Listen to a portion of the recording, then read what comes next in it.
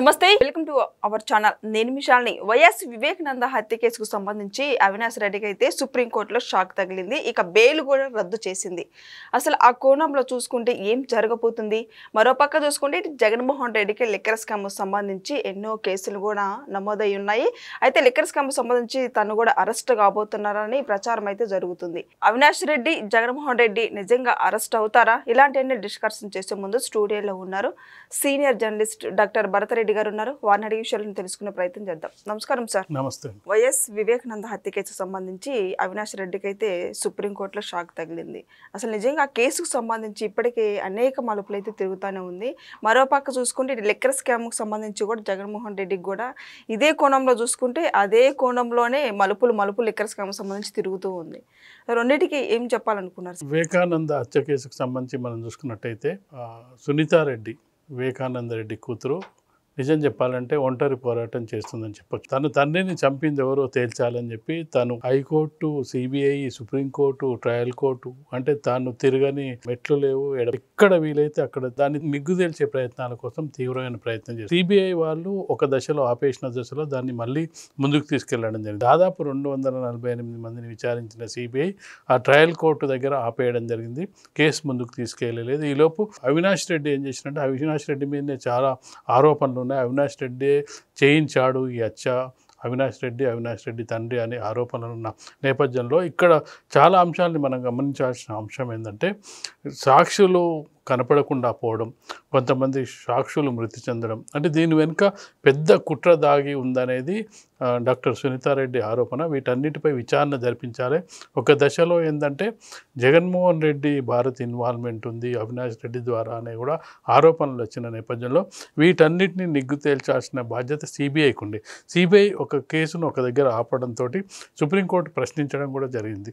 ఇక కేసు విచారణ మీరు అవసరం లేదనుకుంటున్నారా, ఇంతతో ఆపేస్తారా, మరింత విచారణ అవసరం లేదా అన్న సందర్భంలో సునీత మెయిన్ డిమాండ్ ఏంటంటే మీరు సిబిఐ విచారణ 248 మందిని విచారించిన తర్వాత అవినాష్ రెడ్డి పాత్రపై విచారిస్తూ మీరు ఎందుకు అక్కడ ఆపేశారు, ఇది కంటిన్యూ చేయాలి, అవినాష్ రెడ్డిని విచారిస్తేనే అసలు విషయాలు బయటపడతాయనేది ఆమె ప్రధానమైన డిమాండ్. ఆ డిమాండు గత సంవత్సర కాలం నుంచి చేస్తుంది. అవినాష్ రెడ్డి ఏదో విధంగా తప్పించుకొని తిరుగుతున్నాడు. తెలంగాణ హైకోర్టు ద్వారా బెయిల్ కూడా తెప్పించుకోగలిగారు. తెలంగాణ హైకోర్టు బెయిల్ ఇస్తే తాను సుప్రీంకోర్టు అని ఆశ్రయించాల్సిన పరిస్థితి వచ్చింది. సుప్రీంకోర్టు కూడా సిబిఐని అడగడం జరిగింది, మీరు ఎందుకు ఆపేశారు, ఇంకా కేసు విచారణ అవసరం లేదా అని అడగడం జరిగింది. ఎట్టకేలకు ఏంటంటే సునీత ఏం కోరుకుంటుందో ఆమె ముందుగా అవినాష్ రెడ్డి బెయిల్ని రద్దు చేసి అతన్ని విచారించినట్టయితే పూర్తిగా విషయాలు బయటపడతాయనే కారణం ఏంటంటే అవినాష్ రెడ్డి బయట తిరిగినంత వరకు సాక్ష్యాలు లభించే అవకాశం లేదు, సాక్ష్యాలు తారుమారయ్యే అవకాశం ఉంది. అసలు ఇంత కేసు 5 ఏళ్ల కాలం పాటు జగన్మోహన్ రెడ్డి ముఖ్యమంత్రిగా ఉన్నాడు, తన సొంత బాబాయిని చంపేస్తే అసలు ఎవరు చంపారో తెలుసుకోలేనంత అసమర్థంగా ఉండే అవకాశం లేదు. కాకపోతే దీని వెనుక పెద్ద కుట్ర ఉంది, తెర వెనుక ఏం జరిగింది. చివరికి ఒక దశలో వాళ్ళు చెప్పింది ఏంటంటే సునీతకు కూడా ఇందులో భాగం ఉంది అని చెప్పే రీతిలో కూడా మాట్లాడిన సందర్భాన్ని మనం చూడొచ్చు. వ్యక్తిగతంగా వివేకానంద రెడ్డి మీద 2వ భార్య ఉంది, ఇలాంటి ఆరోపణలు చేసిన నేపథ్యాన్ని కూడా చూడొచ్చు. కాబట్టి ఖచ్చితంగా అవినాష్ రెడ్డిని నిజంగానే అతను ఆ కేసులో ఇరుక్కోకపోతే కోర్టే కొట్టివేసే అవకాశం ఉంది.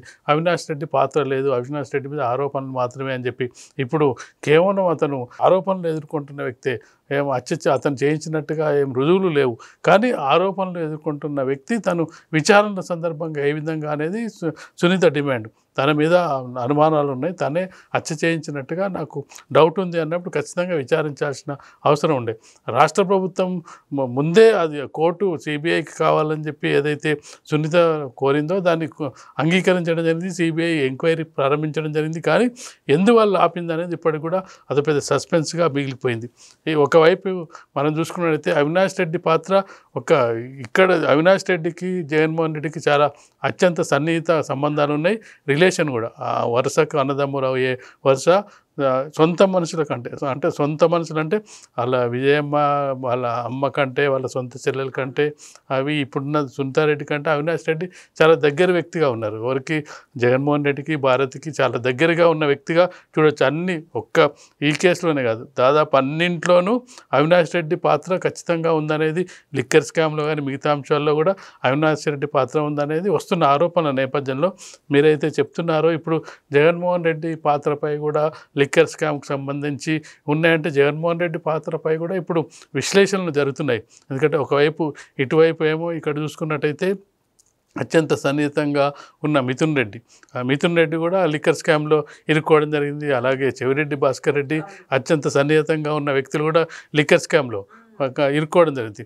వీళ్ళు ఎంతవరకు కాపాడుతారు, అవినాష్ రెడ్డి ఎంతవరకు కాపాడుతున్నారు, నిజంగానే జగన్మోహన్ రెడ్డి తెర వెనుక ఈ రెండు కేసులలో ఉన్నాడా, ఏ కేసులో ఉన్నాడా అనేది ఖచ్చితంగా తెలియాల్సిన అవసరం ఉంది.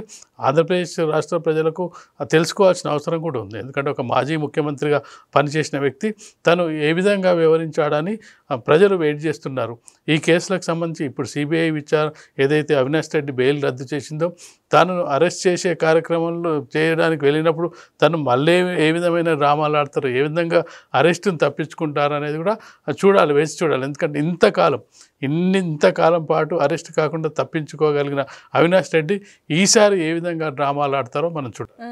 సార్, ఇప్పటికే వివేకానంద హత్య కేసుకు సంబంధించి ఎవరైతే నిందితులు ఉన్నారో వాళ్ళకి బెయిల్ రద్దు చేసింది. ఇక నిజంగా ఏం జరగబోతుంది? ఇప్పుడు అవినాష్ రెడ్డి ఈ కేసుకు సంబంధించి అరెస్ట్ చేయబోతున్నారన్న సమాచారం అయితే వస్తుంది. ఇంకా ఎలా జరగబోతుంది అంటే ఏం చెప్తారు? ఖచ్చితంగా సుప్రీంకోర్టు బెయిల్ రద్దు చేసిన అనంతరం ఖచ్చితంగా సిబిఐ అరెస్ట్ చేయాల్సిన అవసరం ఉంది, కేసును కంటిన్యూ చేయాల్సిన అవసరం ఉంది. సునీత డిమాండ్ కూడా అది.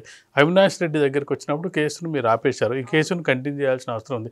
అవినాష్ రెడ్డిని విచారించాలి, విచారణ సందర్భంగా తన నుంచి వివరాలు సేకరించాలి. ఈ హత్యకు సంబంధించి చాలామంది సాక్షులు కనపడకుండా పోతున్నారు, కొంతమంది మృతి చెందడం జరిగింది, కొంతమంది హత్యకు కూడా గురి కాబడ్డారు. ఎందుకు జరిగింది, ఎవరు చేశారు, దీని వెనుక ఎవరున్నారు, ఈ విషయాలన్నీ తెలియాలి, నాకు న్యాయం జరగాలి, నా తండ్రిని చంపిన అంతకుల్ని మీరు గుర్తించాలని చెప్పి ఆమె మొదటి నుంచి ఒకే డిమాండ్ చేస్తుంది.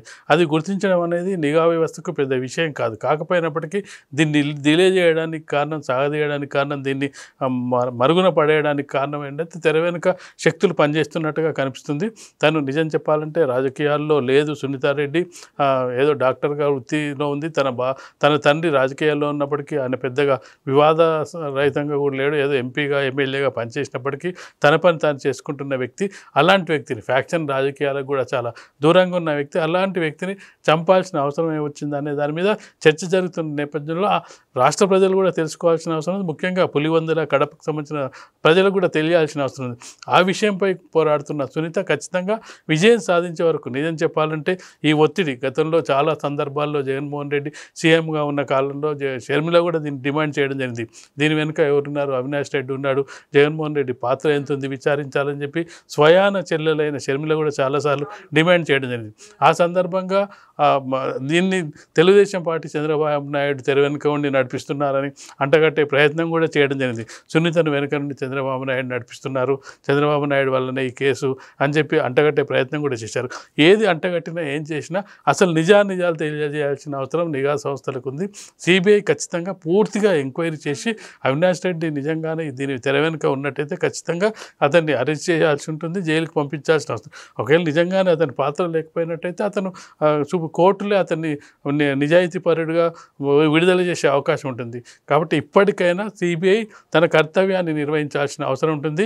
దీనికి సహకరించాల్సిన బాధ్యత అవినాష్ రెడ్డిపై కూడా ఉందని మనం చెప్తాం. ఇప్పటికే సునీత రెడ్డి గారికి న్యాయం చేస్తూనే ఉంది, న్యాయం జరగాలి మా నాన్నగారికి అని. మరి ముఖ్యంగా చూసుకుని సునీత గారి తరపున సిద్ధార్థ లోత్రా అయితే ఆయన అయితే వాదనలు అయితే ఇప్పుడు అవినాష్ రెడ్డిని బెయిల్ రద్దు చేయాల్సిందేనని తను వాదనలు వినిపిస్తున్నాయి. నిజంగా ఏమంటారు దీన్ని? ఖచ్చితంగా సునీతారెడ్డి పరిస్థితి కొంచెం ఇబ్బందికరంగానే చెప్పచ్చు. ఎందుకంటే ఒంటరిగా పోరాటం చేస్తుంది, ఫ్యాక్షన్ రాజకీయాలు ఉన్న నేపథ్యంలో తనకి ప్రాణభయం కూడా ఉందన్న ఒక సందర్భంలో చూడొచ్చు. ఎందుకంటే ఈమెనే లేకుండా చేసినట్టయితే ఈ కేసు అక్కడికి ఆగిపోతుందనే ఇలాంటి అంటే అంత క్లిష్టమైన పరిస్థితుల మధ్య కూడా తను కేసుని ఇంతవరకు తీసుకొచ్చి అవినాష్ రెడ్డి బెయిల్ను రద్దు చేయించడానికి ఆమెను చేయని ప్రయత్నం చేయదు, తిరగని కోర్టు లేదని చెప్పడానికి నిదర్శనం. కాబట్టి ఖచ్చితంగా తన తరపున వాదిస్తున్న లాయరు ఇప్పుడు ఖచ్చితంగా కూడా నిజాలు రాబట్టే పనిలో సిబిఐ ద్వారా ఎంక్వైరీ చేసి అవినాష్ రెడ్డిని అరెస్ట్ చేసినట్టయితే మరింత అంటే పూర్తిగా ఇంతకాలం సిబిఐ కేసు ఇంతకాలం సాగదీయడం అనేది సిబిఐ ప్రతిష్టకు కూడా మంచిది కాదు. ఆ కేసును క్లోజ్ చేసి ఎవరు నిందితులో తేల్చి చెప్పి కోర్టుకు సమర్పించినట్టయితే కోర్టు శిక్షలు ఏ విధంగా వేయాలని కోర్టు చూసుకునే అవకాశం ఉంటుంది. అప్పుడు సునీతకు న్యాయం జరిగే అవకాశం ఉంది. కాబట్టి ఈసారైనా సునీతకు న్యాయం జరుగుతుందని మనం ఆశించవచ్చు. సో ఇదని చూశారు కదా. ఇక వివేకానంద హత్య కేసుకు సంబంధించి అవినాష్ రెడ్డికి అయితే బెయిల్ రద్దయింది. ఇక తర్వాత విచారణలో ఏం జరగబోతుందో నెక్స్ట్ వీడియోలో అయితే తెలుసుకుందాం. Thank you sir.